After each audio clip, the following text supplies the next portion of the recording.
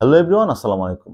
Like every year এবছরও Apple তাদের ইভেন্টে নতুন একটি আইফোনের সিরিজ লঞ্চ করেছে, যাতে রয়েছে আইফোন 16 প্রো, 16 প্রো ম্যাক্স এবং নিচের লেভেলে রয়েছে আইফোন 16 এবং 16 প্লাস। মোটামুটি যারা অ্যাপেলের হিস্ট্রি জানে, আইফোনের হিস্ট্রি জানে, তারা খুব ভালো মতোই জানে যে এই ইভেন্টটাতে তারা নতুন একটা সিরিজ লঞ্চ করে এবং সেখানে যে খুব বেশি আহামরি ইনোভেশন থাকে তা কিন্তু বলা যায় না। বাট ছোট ছোট যে ইনোভেশনগুলো থাকে সেগুলো কিন্তু মানুষ খুব ভালোভাবে লুফে নেয়, সমাদৃত হয়। কি এমন নতুন ইনোভেশন তারা এনেছে, কেন আপনারা কিনবেন, কি নতুন দিয়েছে এবং কোন জায়গায় তারা হতাশ করেছে, এবং কি কারণে কিনবেন এবং কি কারণে আপনারা নাও কিনতে পারেন অথবা কিনতে পারেন অন্য কোনো একটা মডেল, সব বিষয় নিয়ে কথা বলবো আজ। যারা অ্যাপেলের হিস্ট্রি জানে তারা খুব ভালো মতোই জানে যে অ্যাপেল খুব সিরিয়াস লেভেলের ইনোভেশন আনে না। এবছরও তাই হয়েছে। অ্যাপেলের ইভেন্টে আইফোন নিয়ে অনেক অনেক কথা বললেও, যে 10% ফাস্টার ব্যাটারি, 10% বা 30% ফাস্টার প্রসেসিং, এরকম অনেক কথা বললেও মোটা দাগে যে কয়েকটা জিনিস নতুন এসেছে তা হচ্ছে ক্যামেরার একটা আলাদা ডেডিকেটেড বাটন দিয়েছে, যেটা হচ্ছে ক্যামেরা অ্যাকশন বাটন, এবং সেই বাটনটা দিয়ে ক্যামেরা কন্ট্রোল করা যায়, ছবি তোলা যায় এবং ক্যামেরার বিভিন্ন ফাংশনগুলোকে কন্ট্রোল করা যায়। এখন এই বাটনটা তারা একটা যুগান্তকারী ইনোভেশন হিসেবে এনেছে, কিন্তু এই ধরনের বাটন কিন্তু আমরা আগেও বিভিন্ন ফোনে দেখেছি, স্পেশালি সনির যে সেটগুলোতে সেগুলোতে কিন্তু dedicated action button, dedicated camera button ছিল। সো অ্যাপেলের জায়গা থেকে এটা খুবই একটা নতুন ব্যাপার যে তারা একটা ক্যামেরার জন্য ডেডিকেটেড একটা বাটন দিয়েছে। ফিজিক্যাল স্ট্রাকচারে এই একটা চেঞ্জ। আরেকটা বড় চেঞ্জ যেটা ফিজিক্যাল স্ট্রাকচারে, সেটা হচ্ছে আগের থেকে এবারে ডিসপ্লে সাইজ একটুখানি বড়। যেমন 16 প্রোতে আগে ছিল 6.1 এর জায়গায় এবার 6.3 ইঞ্চি, এবং 16 প্রো ম্যাক্সে 6.7 ইঞ্চির জায়গায় 6.9 ইঞ্চি। এই হচ্ছে ফিজিক্যাল স্ট্রাকচারের চেঞ্জ। এছাড়া বাহিরের দিকে আর নতুন কোনো চেঞ্জ নেই। এখন ভিতরে কি চেঞ্জ রয়েছে? ভিতরে তারা নতুন একটা প্রসেসর দিয়েছে, A18 প্রো চিপ, যা বলছে তারা ফাস্টার আগের ভার্সন থেকে।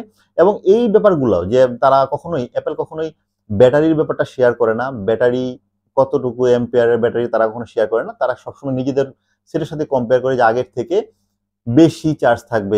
এবার যেমন বলছে 15 প্রো থেকে 16 প্রোতে 4 ঘন্টা বেশি ভিডিও প্লেব্যাক ব্যাকআপ থাকবে। এভাবেই তারা আসলে ব্যাটারির ক্যাপাসিটিটাকে শো করে, কিন্তু অ্যাকচুয়ালি কখনোই তারা ব্যাটারির যে অ্যাম্পিয়ার কতটুকু তারা বৃদ্ধি করেছে সেটা কখনো শেয়ার করে না। এবং আরো তারা অনেক কথাই বলে যেগুলো আসলে আমাদের সাধারণ যারা ইউজার তাদের জন্য খুব বেশি ফ্রুটফুল না, ইউজফুল না। বিকজ ওই আগের যে প্রসেসর সেটাই অনেক ফাস্ট, সেটা এমন না যে আমরা এমন ইউজ করি যে ওটার দিয়ে হচ্ছে না, এই জন্য একটা বেটার প্রসেসর লাগবে যেটা হচ্ছে 20% বা 30% ফাস্টার প্রসেসিং করবে। সো টেকনোলজির জায়গা থেকে বা টেকনিক্যাল জায়গা থেকে অনেক ইনোভেশনের কথা বললেও ইউজারের জায়গা থেকে খুব বেশি ইনোভেশন আসেনি এইবার 16 প্রো সিরিজে। এবার 16 বেসিকে কি রয়েছে? 16 বেসিকে কিন্তু একটু বড় সড়ো চেঞ্জ এনেছে। যেমন আমরা 15 দেখেছিলাম যে 15 প্রোতে অ্যাকশন বাটন রয়েছে, কিন্তু 15 বেসিকে অ্যাকশন বাটন দেয়নি। আগের যে বাটনটা ছিল সাইলেন্ট করার, সেই বাটনটা ছিল। এবার কিন্তু তারা এই 16 বেসিক লাইনেও ওই অ্যাকশন বাটন এনেছে, এবং টাইপ সি তো আগেই ছিল, টাইপ সি এবারও রয়েছে। এবং এবার তারা ক্যামেরার ক্ষেত্রে একটু শেপটা চেঞ্জ করেছে, আড়াআড়ি ভাবে দুটো ক্যামেরা দিয়েছে, দুটো লেন্স দিয়েছে। এবং হচ্ছে এখানেও তারা বলেছে যে বেটার প্রসেসিং এবং আগের থেকে ইমপ্রুভ ব্যাটারি লাইফ, সেগুলো আসলে খুব বেশি ডিফারেন্স তৈরি করে না। এবং তারা যে গেমটা খেলেছে সেটা হচ্ছে এই 16 পুরো লাইন আপ যেটা, সেটা কিন্তু 15 লাইন আপ থেকে খুব ড্রাস্টিক ইমপ্রুভমেন্ট না, মানে খুবই মাইনর গ্যাপে রয়েছে। সেই জায়গা থেকে অনেকেই হয়তোবা আগের হিস্ট্রিতে দেখা যায়, অনেকেই অনেক সময় দেখা যায় নতুন মডেল না কিনে তার ঠিক আগের মডেলটা পারচেস করে। এবং সেই জায়গা থেকে অ্যাপেল যে কাজটা করেছে, তারা এই 16 প্রো সিরিজ, 16 বেসিক সিরিজ লঞ্চের সাথে সাথে 15 এর যে লাইন আপ সেটা পুরোপুরি প্রোডাকশন বন্ধ করে দিয়েছে। যার মানে হচ্ছে অ্যাপেলের শোরুম থেকে আর 15 এর যে লাইন আপ সেটা কিনতে পাওয়া যাবে না। এবং এই কাজটা কিন্তু করেছে 16 এর যে লাইন আপ সেটার সেলসকে পুশ করার জন্য। এবং এটা একটা স্ট্র্যাটেজিক মুভ, এবং আই থিঙ্ক এটা একটা ভালো মুভ। বিকজ আসলে যেহেতু দুটো ভার্সনের ভিতরে টেকনিক্যাল জায়গা থেকে বা ইউজারের যে এক্সপিরিয়েন্সের জায়গা থেকে খুব বেশি যেহেতু চেঞ্জ নেই, সেই জায়গা থেকে এরকম ব্লকেজ তৈরি না করলে 16 এর সেলস ধরা খেতে পারত। তো এখন কথা হচ্ছে আপনারা আসলে কোনটা কিনবেন, এই যে 16 সিরিজ সেটা কি কিনা যৌক্তিক হবে কিনা।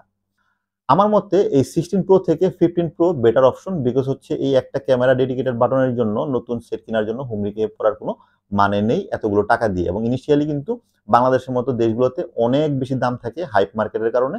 সেই জায়গা থেকে বুদ্ধিমানের কাজ হচ্ছে 15 প্রো কিনা, বিকজ 15 প্রোতে যে ধরনের চেঞ্জগুলো এসেছিল সেগুলো লম্বা সময় থাকবে, যেমন টাইপ সি, অ্যাকশন বাটন সবই থাকবে এবং লম্বা সময় সাস্টেইন করবে। এবং 15 প্রো ডেফিনেটলি একটা লম্বা সময় আপনাকে ভ্যালু দিবে এবং রিসেল ভ্যালু ভালো পাবেন। বাট যদি বলেন যে বেসিক লাইন আপ কিনতে যাওয়ার কথা, তাহলে অবশ্যই আমি বলবো যে 15 বেসিক লাইন আপ থেকে 16 বেসিক লাইন আপ কেনা বেটার অপশন হবে। কারণ হচ্ছে 15 এর বেসিক লাইন আপে যে লিমিটেশনগুলো ছিল সেগুলো কিন্তু 16 এ কভার করেছে। অ্যাকশন বাটন দিয়েছে, বেটার প্রসেসিং দিয়েছে, ফাস্টার চার্জিং দিয়েছে। সবকিছু মিলিয়ে এই 16 বেসিক লাইন আপ লম্বা সময় আপনাকে ভ্যালু ফর মানি দিবে এবং রিসেল ভ্যালু ভালো পাবেন। আবার একটা কথা, 16 এর যে বেসিক লাইন আপের যে দাম তার সাথে একটুখানি টাকা অ্যাড করে আপনারা কিন্তু 15 প্রোটাও কিনতে পারেন, সেক্ষেত্রে সেটা সবচেয়ে ভালো হবে। এটার প্রি বুকিং শুরু হয়ে গিয়েছে এবং সেল শুরু হবে সেপ্টেম্বরের 20 তারিখ থেকে। বাট সত্যি কথা বলতে গেলে এবারের অ্যাপেলের ইভেন্ট দেখে আমি হতাশ, বিকজ এখানে এমন ইনোভেটিভ কোনো কিছু আসেনি। হ্যাঁ, একটা জিনিস এসেছে যেটা হচ্ছে অ্যাপেল ইন্টেলিজেন্স, বাট সেটা কিন্তু লিমিটেড না শুধুমাত্র 16 সিরিজের জন্য, বিকজ 15 প্রো সিরিজেও এই অ্যাপেল ইন্টেলিজেন্স 16 বেসিক সিরিজেও থাকবে। সেটা অনেকটাই হচ্ছে সফটওয়্যার ভিত্তিক একটা ইম্প্রুভমেন্ট, সেটা কিন্তু যে কোনো ভার্সনে দিতে পারে তারা, এবং এটা কোনো ফিজিক্যাল কোনো ব্লকেজ নেই। এই অ্যাপেল ইন্টেলিজেন্স যে ধরনের বেনিফিটগুলো দিবে সেগুলো হচ্ছে আর্টিফিশিয়াল ইন্টেলিজেন্সকে কাজে লাগিয়ে বেটার সাজেশন দিবে। কোনো একটা লেখা আপনারা লিখলে সেটাকে যদি আপনি অ্যাপেল ইন্টেলিজেন্স দিয়ে কনভার্ট করেন, যদি প্রফেশনাল মোডে নিয়ে যেতে চান, তাহলে তারা এটা অ্যানালাইসিস করে আপনাকে প্রফেশনাল ওয়েতে একটা সাজেস্ট করবে রাইট আপ। আবার এই অ্যাপেল ইন্টেলিজেন্স দিয়ে আপনি চাইলে আপনার গ্যালারির যে ইমেজগুলো থেকেও স্পেসিফিক ডিরেকশন দিয়ে ইমেজ সার্চ করতে পারবেন। এই অ্যাপেল ইন্টেলিজেন্স দিয়ে আপনারা চাইলে কাস্টমাইজ ইমোজি বানিয়ে মানুষকে শেয়ার করতে পারবেন। সেটা খুবই একটা সুন্দর বিষয় এবং কিউট একটা বিষয়, বিকজ আপনারা টাইপ করে জাস্ট আমরা যেভাবে ডিসকর্ডে বা হচ্ছে বিভিন্ন AI generated image software use করে ইমেজ তৈরি করি, সেভাবে এখানে ইনস্ট্রাকশন দিয়ে ছোট ছোট ইমোজি তৈরি করে মানুষকে শেয়ার করা যাবে, যে ইমোজিগুলো ডিফল্ট যে ইমোজি রয়েছে সেখানে নেই। এটা কিন্তু খুব সুন্দর একটা বিষয়।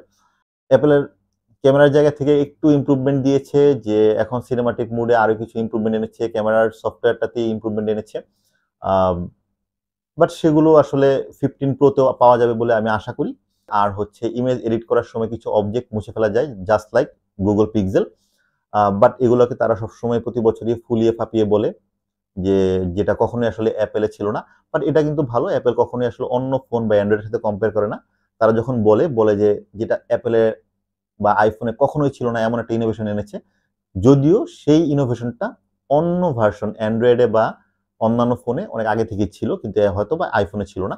সেই জায়গা থেকে যদিও তারা বলেছে অনেক সেক্টরেই বেটার, ফাস্টার, অনেক কিছুই বলেছে, বাট আলটিমেটলি ইউজার এন্ডের জায়গা থেকে শুধুমাত্র একটা ফিজিক্যাল বাটন দিয়েছে, ক্যামেরা বাটন, আর হচ্ছে ক্যামেরার কিছুটা ইমপ্রুভমেন্ট করেছে।